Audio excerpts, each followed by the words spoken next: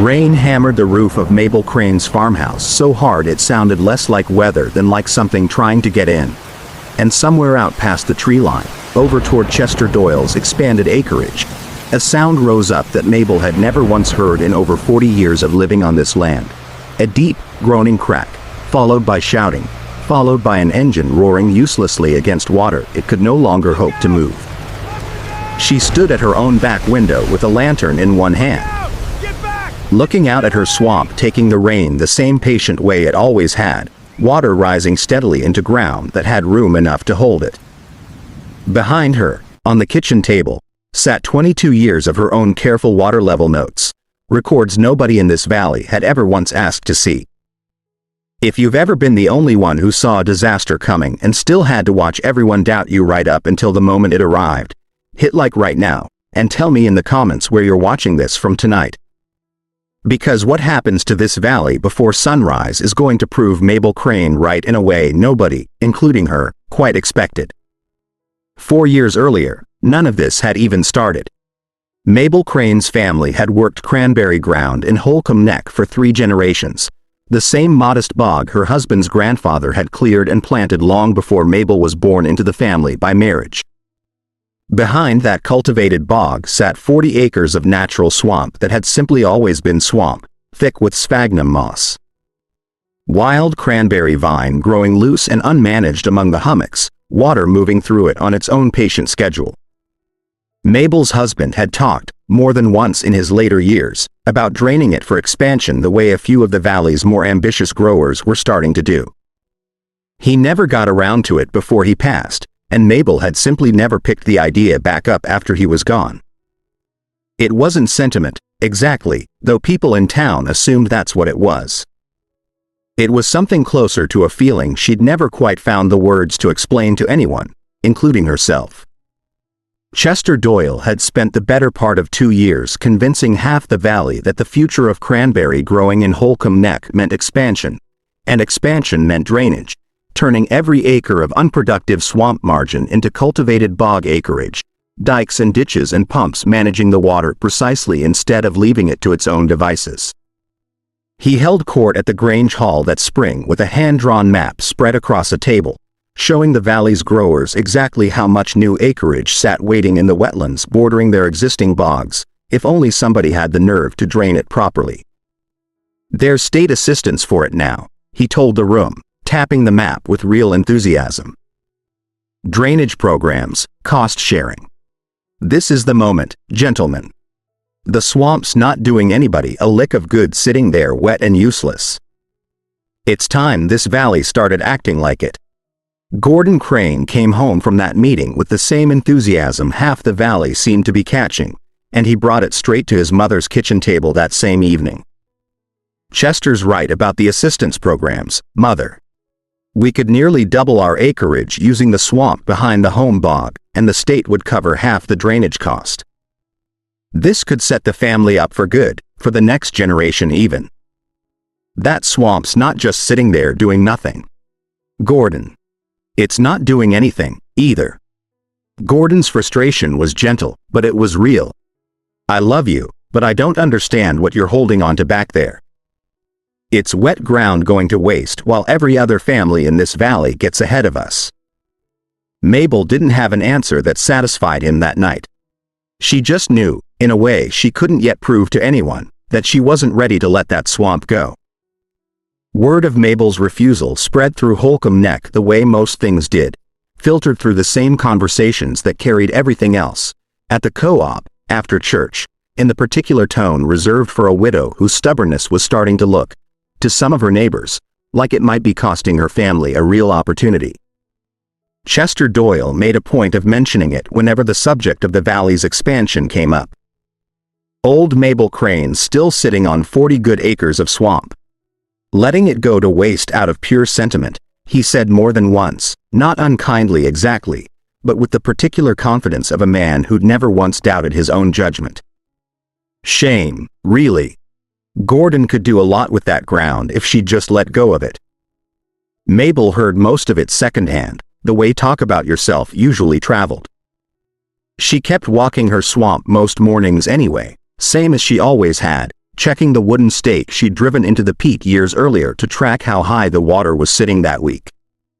Elsie found her grandmother out at the swamp's edge most Saturday mornings that spring, notebook in hand, checking the same wooden stake and writing down the same kind of number she'd apparently been writing down for as long as Elsie could remember. "What are you even keeping track of, Gran? How high the water sits? How fast it moves after a hard rain? How long it takes to settle back down again?" Mabel closed the notebook and tucked it back into her coat. "Your grandfather thought I was being fussy about it too. God rest him. Maybe I am. But I've been watching this ground close enough, long enough, that I trust what it's telling me more than I trust what Chester Doyle's telling the whole valley at the Grange Hall." "What's it telling you?" Mabel didn't have a tidy answer for that yet, not one she could hand a 17-year-old and expect it to satisfy her. She just knew, watching water settle calm and unhurried into peat that had never once been asked to do anything but exactly what it was built to do, that she wasn't finished paying attention. If you've ever trusted your own quiet observation over everyone else's confident certainty, tell me in the comments where you're watching from tonight. Because Mabel was about to find out exactly how much that trust was worth. Subscribe now, because this story only gets more interesting from here. Chester Doyle's drainage went in that same summer, dikes and ditches carving new boundaries into what had been unbroken wetland for as long as anyone in the valley could remember. 2 other families followed his lead within the year, encouraged by the same state cost-sharing program and the same visible early success on Chester's newly cultivated acreage. The results looked, for a while, exactly like what everyone had promised. New bog acreage came into production faster than anyone expected, yields climbing, Chester's operation growing into the largest in the valley almost overnight. Gordon watched it happen with a familiar mixture of pride for his neighbors and quiet frustration that his own mother still wouldn't consider the same path for their family's swamp. Mabel watched too, mostly in silence, still walking out to her wooden stake every week whether anyone asked her to or not. Mabel's notebook, by that summer, held more than 2 decades of careful entries. Water levels after ordinary rain, water levels after the occasional hard storm, how many days it took the swamp to settle back down each time, how the numbers shifted subtly from one season to the next. She'd started keeping the record almost by accident, back when her husband first floated the idea of draining the swamp for expansion, and Mabel found herself wanting proof, one way or another, of what that ground was actually doing before anyone changed it. The habit outlived the original argument. She kept measuring long after her husband stopped asking, mostly because she'd become genuinely curious about what the numbers were quietly trying to tell her. What they told her, more than anything else, was how remarkably steady the swamp's behavior stayed year over year, rising fast after hard rain, yes, but also releasing that water slowly, gradually, over days instead of dumping it back out all at once the way a ditch or a dike might. 2 years before the storm that would finally change everything, a hard spring rain hit the valley harder than usual. Nothing catastrophic, but enough to test the new drainage systems for the first time under real pressure. Chester Doyle's newest expanded section struggled that week. Water pooling awkwardly in low spots that hadn't given him trouble before, pumps running longer than expected to keep the new acreage from flooding out entirely. Mabel's swamp, meanwhile, simply did what it always did, rose, held, released slowly, settled back down within its usual handful of days. Nobody made much of the difference at the time. Chester chalked his trouble up to an unusually wet spring, nothing more, and the valley moved on without asking why one property handled the rain so differently than the other. Mabel noted it carefully in her book anyway, underlining the date, the way she'd learned to underline anything that felt like it might matter later. Mabel didn't have a scientist's vocabulary for what she'd been watching all those years, but she understood the shape of it well enough by then to explain it plainly to Elsie one evening at the kitchen table, notebook open between them. "Wet ground like that swamp holds water the way a good sponge does," she said. "Soaks it up fast, lets it out slow. That's not nothing, Elsie.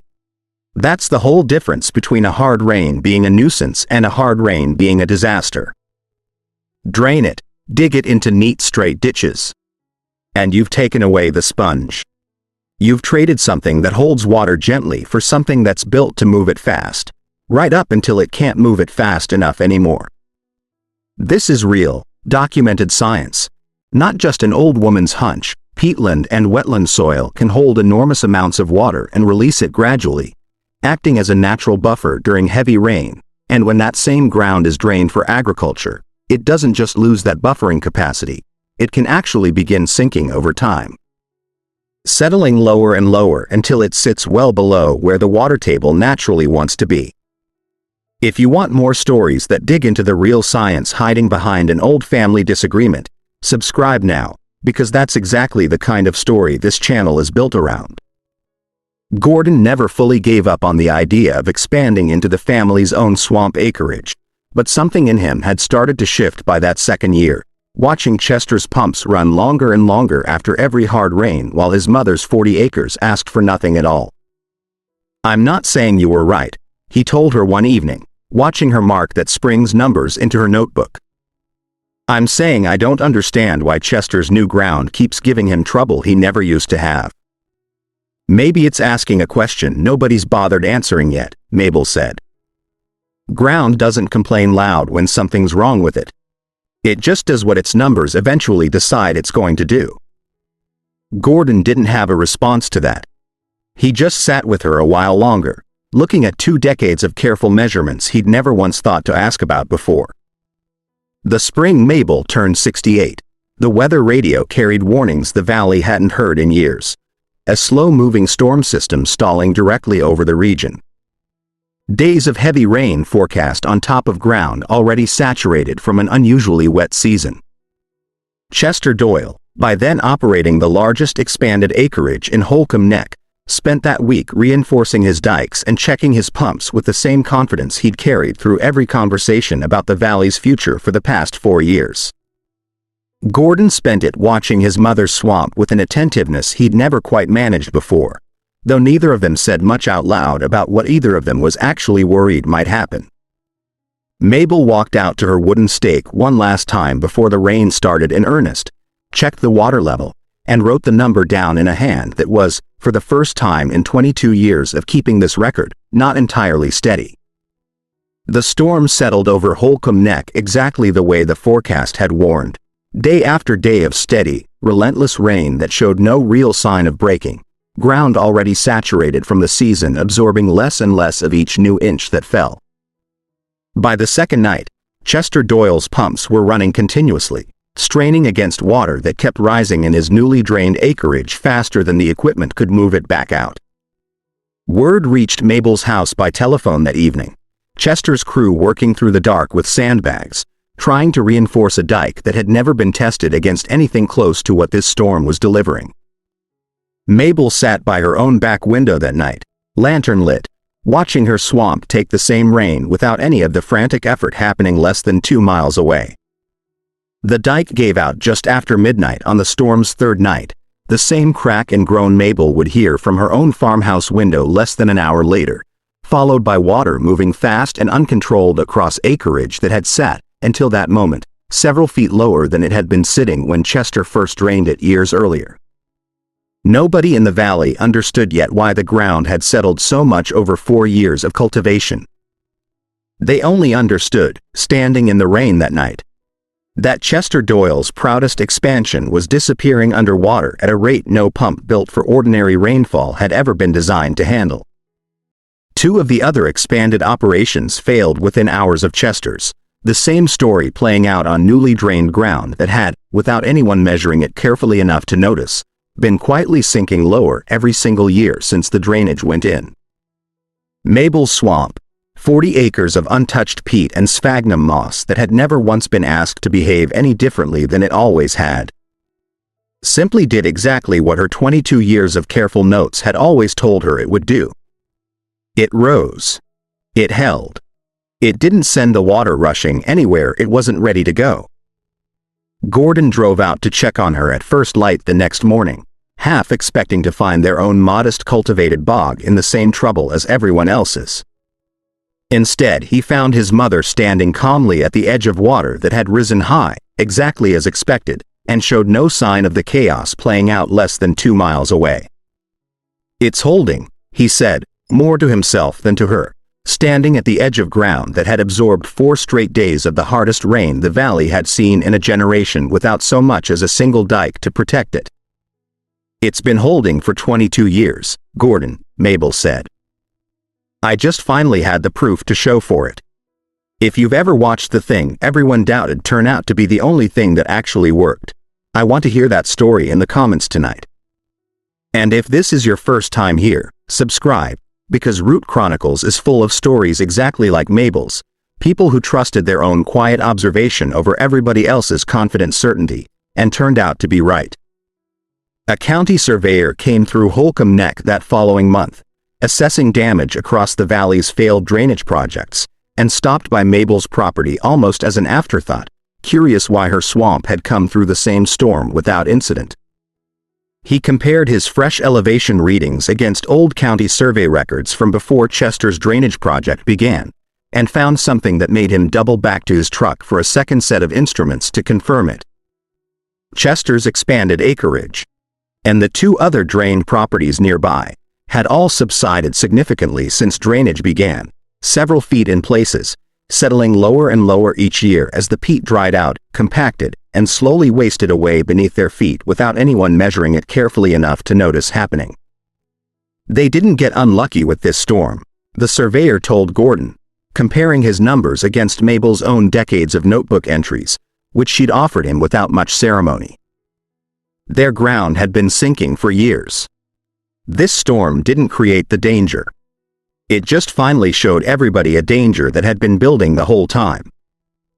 Gordon didn't say much the day the survey results became official, but he didn't need to. He came out to Mabel's swamp that weekend with tools instead of words, and started building a second wooden measuring stake at the far end of the property, matching the one Mabel had driven into the peat over 2 decades earlier. "Figured we ought to be tracking the water properly on both ends of the property now," he said, not quite explaining himself further than that. "Since it turns out somebody in this family already knew what she was doing." It wasn't an apology, not in so many words. But Mabel understood, watching her son drive that stake into the ground with the same careful attention she'd always given her own measurements. That this was Gordon's way of saying everything an apology would have said anyway. Chester Doyle never came out to Mabel's property, not that spring or any season after it. He rebuilt what he could of his operation on a smaller footprint than before, quieter about the valley's future than he'd ever been at the Grange Hall in the years leading up to the storm. Mabel ran into him once at the co-op that following winter, both of them reaching for the same shelf at the same time. He nodded at her, brief and stiff, and said nothing at all about the swamp, the storm, or the 4 years of confident predictions that had, in the end, sunk lower than he'd ever imagined they could. Mabel didn't push for more than that. She'd learned a long time ago that some people simply weren't going to hand you the satisfaction of hearing them say it out loud, no matter how plainly the ground itself had already said it for them. Elsie kept her own notebook going that whole next year, checking both wooden stakes every Saturday morning alongside her grandmother, filling pages with the same careful numbers Mabel had been recording since before Elsie was even born. "You think anybody else in the valley's going to start doing this?" Elsie asked one morning, closing her notebook against the mist rising off the swamp. "Some will," Mabel said. "Some won't, until the ground makes them. That's mostly how it goes with things like this. People believe the water when the water finally makes them believe it, and not one day sooner." Elsie didn't have an answer for that, not yet.